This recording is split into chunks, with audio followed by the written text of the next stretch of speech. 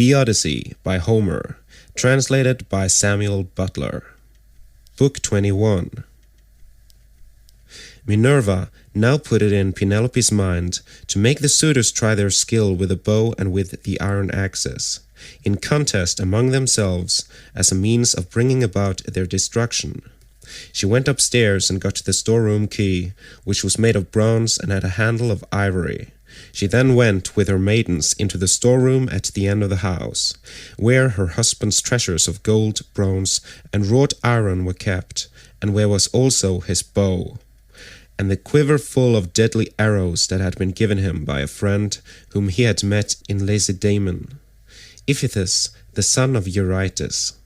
The two fell in with one another in Messene at the house of Orticulus, where Ulysses was staying in order to recover a debt that was owing from the whole people, for the Messenians had carried off 300 sheep from Ithaca, and had sailed away with them and with their shepherds. In quest of these, Ulysses took a long journey while still quite young, for his father and the other chieftains sent him on a mission to recover them. Ithaca had gone there also to try to get back 12 brood mares that he had lost, and the mule foals that were running with them. These mares were the death of him in the end, for when he went to the house of Jove's son, mighty Hercules, who performed such prodigies of valor, Hercules to his shame killed him, though he was his guest, for he feared not heaven's vengeance, nor yet respected his own table, which he had set before Ithaca, but killed him in spite of everything, and kept the mares himself. It was when claiming these that Iphitus met Ulysses, and gave him the bow which mighty Eurytus had been used to carry, and which on his death had been left by him to his son. Ulysses gave him in return a sword and a spear, and this was the beginning of a fast friendship, although they never visited at one another's houses, for Jove's son Hercules killed Iphitus ere they could do so. This bow, then, given him by Iphitus, had not been taken with him by Ulysses when he sailed for Troy. He had used it so long as he had been at home, but had left it behind as having been a keepsake from a valued friend. Penelope presently reached the oak threshold of the storeroom. The carpenter had planed this duly, and had drawn a line on it, so as to get it quite straight. He had then set the doorposts into it, and hung the doors. She loosed the strap from the handle of the door, put in the key, and drove it straight home to shoot back the bolts that held the doors. These flew open with a noise like a bull bellowing in a meadow, and Penelope stepped upon the raised platform, where the chests stood in which the fair linen and clothes were laid by, along with fragrant herbs. Reaching thence, she took down the bow with its bowcase from the peg on which it hung. She sat down with it on her knees, weeping bitterly as she took the bow out of its case. And when her tears had relieved her, she went to the cloister where the suitors were, carrying the bow and a quiver, with the many deadly arrows that were inside it. Along with her came her maidens, bearing a chest that contained much iron and bronze, which her husband had won as prizes. When she reached the suitors, she stood by one of the bearing posts supporting the roof of the cloister, holding a veil before her face, and with a maid on either side of her. Then she said, "Listen to me, you suitors, who persist in abusing the hospitality of this house, because its owner has been long absent, and without other pretext than that you want to marry me. This, then, being the prize that you are contending for, I will bring out the mighty bow of Ulysses, and whomsoever of you shall string it most easily, and send his arrow through each one of 12 axes, him will I follow, and quit this house of my lawful husband, so goodly, and so abounding in wealth. But even so, I doubt not that I shall remember it in my dreams."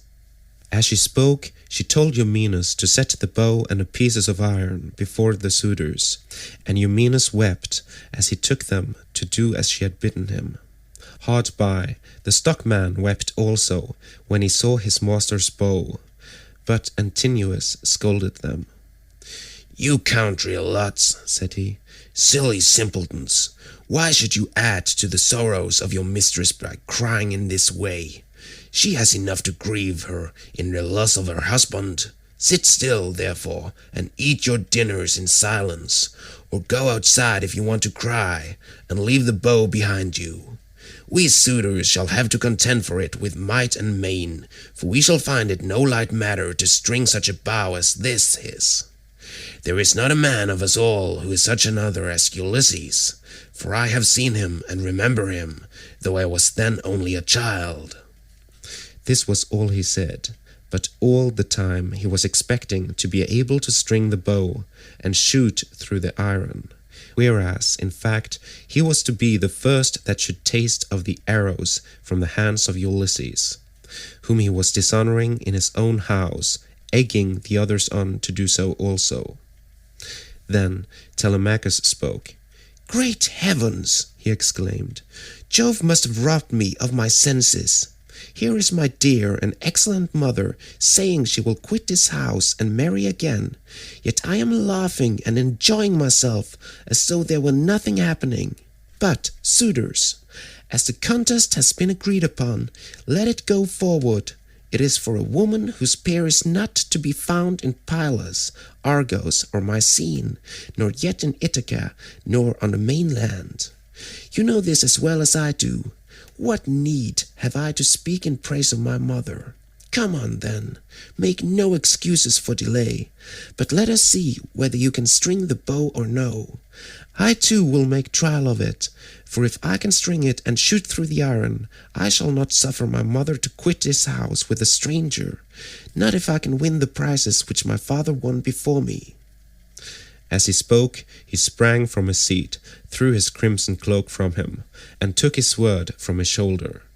First, he set the axes in a row, in a long groove which he had dug for them, and had weighed straight by line.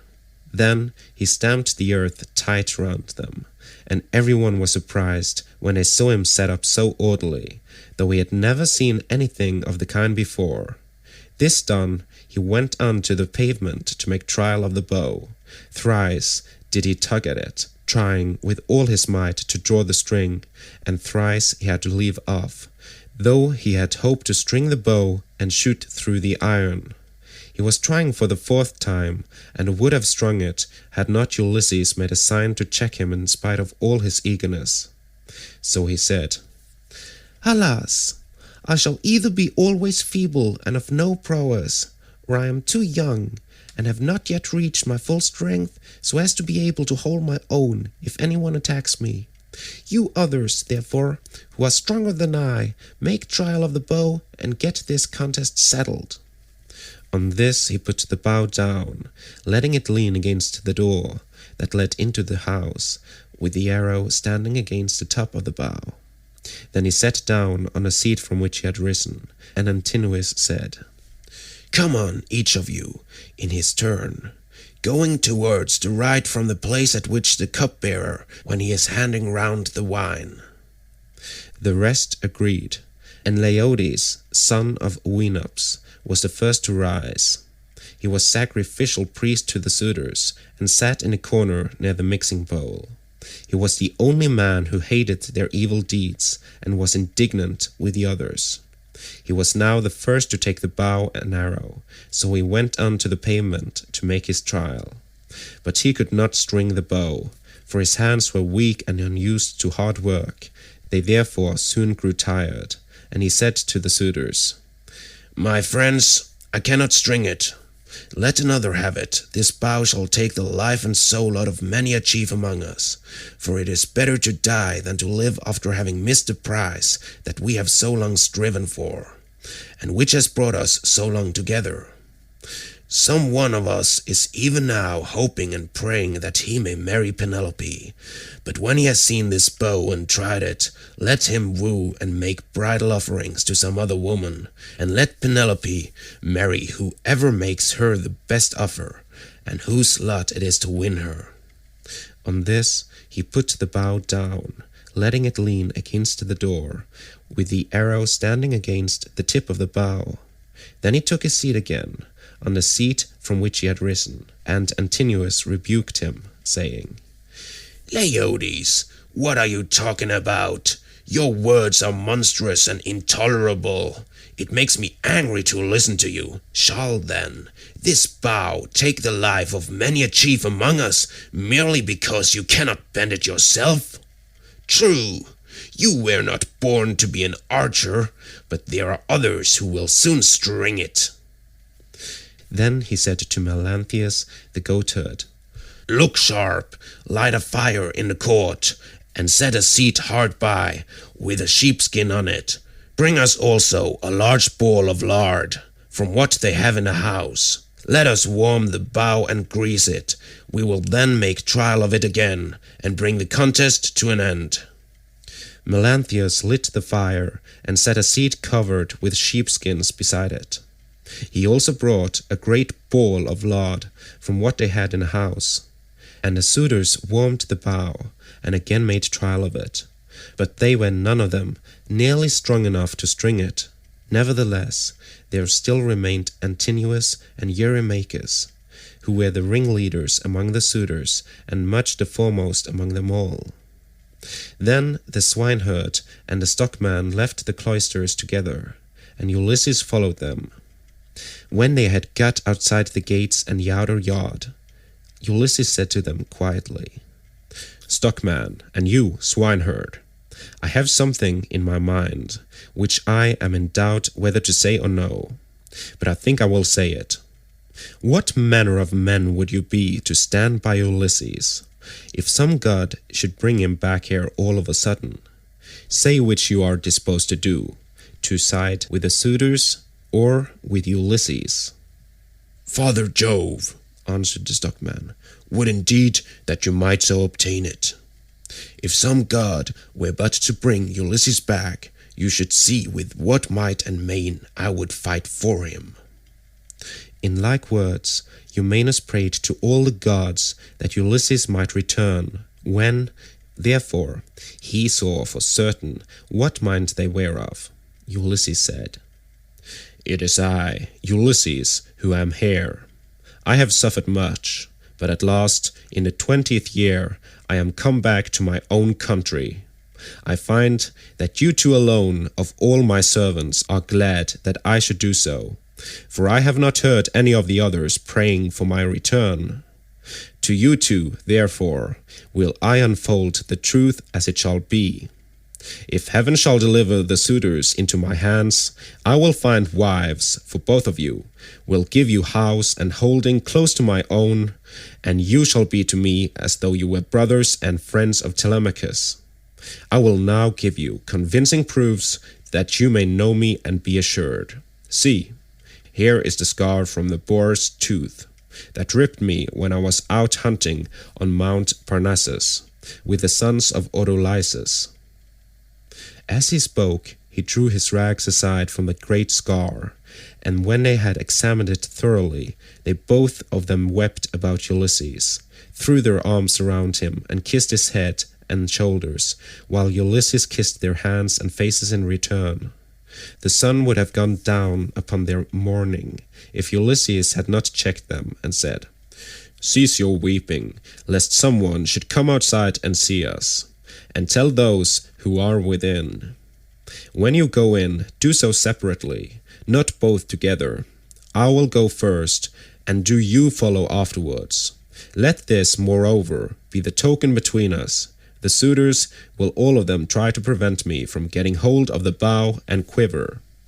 Do you, therefore, Eumaeus, place it in my hands when you are carrying it about, and tell the women to close the doors of their apartment. If they hear any groaning or uproar as of men fighting about the house, they must not come out, they must keep quiet and stay where they are at their work. And I charge you, Philoetius, to make fast the doors of the outer court, and to bind them securely at once. When he had thus spoken, he went back to the house, and took the seat that he had left. Presently, his two servants followed him inside. At this moment, the bow was in the hands of Eurymachus, who was warming it by the fire, But even so he could not string it, and he was greatly grieved. He heaved a deep sigh and said, I grieve for myself and for us all. I grieve that I shall have to forego the marriage, but I do not care nearly so much about this, for there are plenty of other women in Ithaca and elsewhere. What I feel most is the fact of our being so inferior to Ulysses in strength that we cannot string his bow. This will disgrace us in the eyes of those who are yet unborn. It shall not be so, Eurymachus, said Antinous, and you know it yourself. Today is the feast of Apollo throughout all the land. Who can string a bow on such a day as this? Put it on one side. As for the axes, they can stay where they are, for no one is likely to come to the house and take them away. Let the cupbearer go round with his cups, that we may make our drink offerings, and drop this matter of the bow. We will tell Melanthius to bring us some goats tomorrow, the best he has. We can then offer thigh bones to Apollo the mighty archer, and again make trial of the bow, as to bring the contest to an end. The rest approved his words, and thereon men-servants poured water over the hands of the guests, while pages filled the mixing bowls with wine and water and handed it round, after giving every man his drink offering. Then, when they had made their offerings, and had drunk each as much as he desired, Ulysses craftily said, Suitors of the illustrious queen, listen, that I may speak even as I am minded. I appeal more especially to Eurymachus and to Antonius, who has just spoken with so much reason. Cease shooting for the present, and leave the matter to the gods. But in the morning let heaven give victory to whom it will. For the moment, however, give me the bow, that I may prove the power of my hands among you all, and see whether I still have as much strength as I used to have, or whether travel and neglect have made an end of it. This made them all very angry, for they feared he might string the bow. Antinous therefore rebuked him fiercely, saying, Wretched creature, you have not so much as a grain of sense in your whole body. You ought to think yourself lucky in being allowed to dine unharmed among your betters, without having any smaller portion served you than we others have had, and in being allowed to hear our conversation. No other beggar or stranger has been allowed to hear what we have said among ourselves. The wine must have been doing you a mischief, as it does with all those drinking immoderately. It was wine that inflamed the centaur Eurytion when he was staying with Pirithous among the Lapithae. When the wine had got into his head, he went mad and did ill deeds about the house of Pirithous. This angered the heroes who were there assembled, so they rushed at him and cut off his ears and nostrils. Then they dragged him through the doorway out of the house. So he went away crazed, and bore the burden of his crime, bereft of understanding. Henceforth, therefore, there was war between mankind and the centaurs, but he brought it upon himself through his own drunkenness. In like manner, I can tell you that it will go hardly with you if you string the bow. You will find no mercy from anyone here, for we shall at once ship you off to King Achithus, who kills everyone that comes near him. You will never get away alive, so drink and keep quiet without getting into a quarrel with men younger than yourself. Penelope then spoke to him. Antinous, said she, it is not right that you should ill-treat any guest of Telemachus who comes to this house. If the stranger should prove strong enough to string the mighty bow of Ulysses, can you suppose that he would take me home with him and make him his wife? Even the man himself can have no such idea in his mind. None of you need let that disturb his feasting. It would be out of all reason. Queen Penelope, answered Eurymachus, we do not suppose that this man will take you away with him. It is impossible, but we are afraid lest some of the baser sort, men or women among the Achaeans, should go gossiping about and say, 'These suitors are a feeble folk. They have paying court to the wife of a brave man whose bow not one of them was able to string, and yet a beggarly tramp who came to the house strung it at once and sent an arrow through the iron.' This is what will be said, and it will be a scandal against us." "Eurymachus," Penelope answered, "people who persist in eating up the estate of a great chieftain and dishonoring his house must not expect others to think well of them. Why then should you mind if men talk as you think they will? This stranger is strong and well built. He says moreover that he is of noble birth. Give him the bow, and let us see whether he can string it or no. I say, and it shall surely be, that if Apollo vouchsafes him the glory of stringing it, I will give him a cloak and a shirt of good wear, with a javelin to keep off dogs and robbers, and a sharp sword. I will also give him sandals, and will see him sent safely wherever he wants to go." Then Telemachus said, "Mother, I am the only man either in Ithaca or in the islands that are over against Elis, who has the right to let anyone have the bow or to refuse it. No one shall force me one way or the other, not even though I choose to make the stranger a present of the bow outright, and let him take it away with him. Go then within the house and busy yourself with your daily duties, your loom, your distaff, and the ordering of your servants.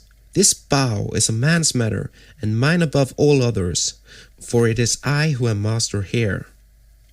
She went wandering back into the house, and laid her sons saying in her heart. Then, going upstairs with her handmaids into her room, she mourned her dear husband, till Minerva sent sweet sleep over her eyelids. The swineherds now took up the bow and was for taking it to Ulysses.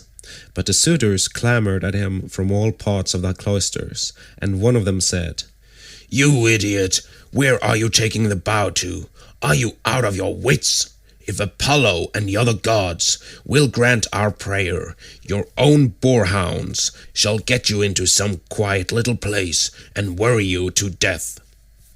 Eumaeus was frightened at the outcry they all raised, so he put the bow down then and there. But Telemachus shouted out at him from the other side of the cloisters, and threatened him, saying, "Father Eumaeus, bring the bow on in spite of them, or young as I am, I will pelt you with stones back to the country, for I am the better man of the two. I wish I was as much stronger than all the other suitors in a house as I am than you.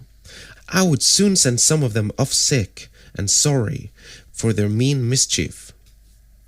Thus did he speak, and they all of them laughed heartily, which put them in a better humour with Telemachus.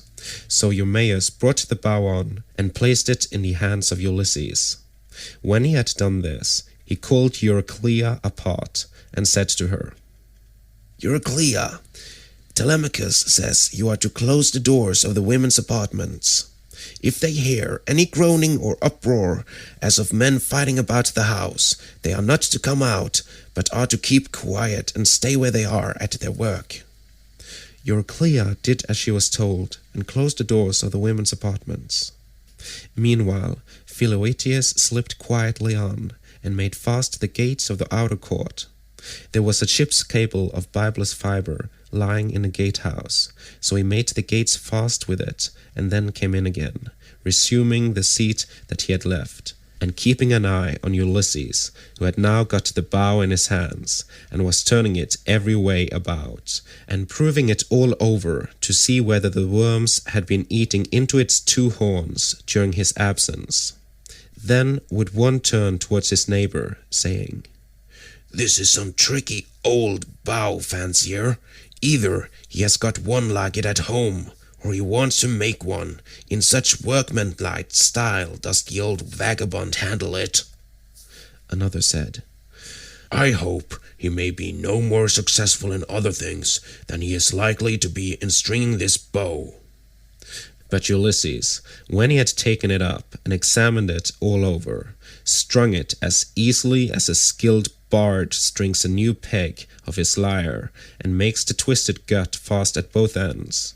Then he took it in his right hand to prove the string, and it sang sweetly under his touch, like the twittering of a swallow.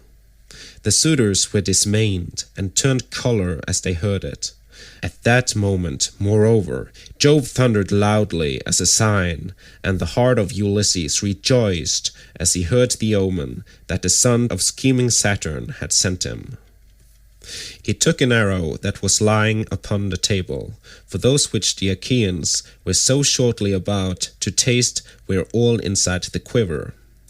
He laid it on the centerpiece of the bow, and drew the notch of the arrow and the string toward him, still seated on his seat. When he had taken aim, he let fly, and his arrow pierced every one of the handle holes of the axes, from the first onwards till it had gone right through them, and into the outer courtyard.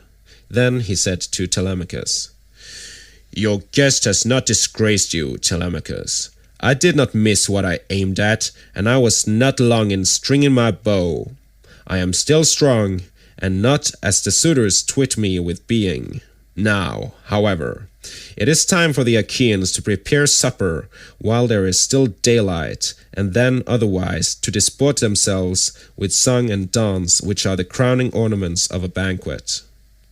As he spoke, he made a sign with his eyebrows, and Telemachus girded on his sword, grasped his spear, and stood on beside his father's seat.